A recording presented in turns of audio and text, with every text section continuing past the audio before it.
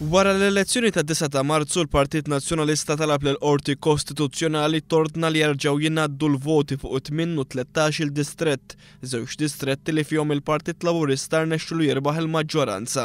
Skont il-Partit Nazzjonalista kienu saru żbalji fl-att tal-voti.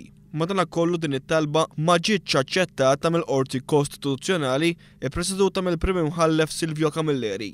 Il-qorti qalet li ma kien hemm l-ebda interess ġuridiku li jerġa' jsir l-att la talba l-kandidati ma kienu se jsofru ebda preġudizzju għaliex xorta kienu se jiġu eletti.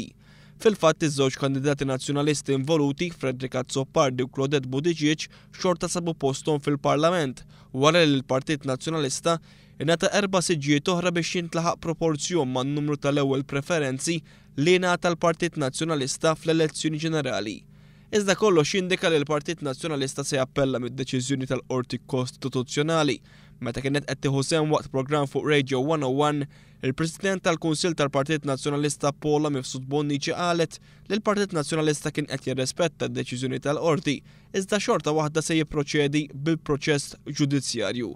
Qalet li waqt l-att tal-voti saru żbalji fuq 8 u 13 il-distrett li waslu biex il-Partit Nazzjonalista jkun imċaħħad minn żewġ siġġijiet parlamentari.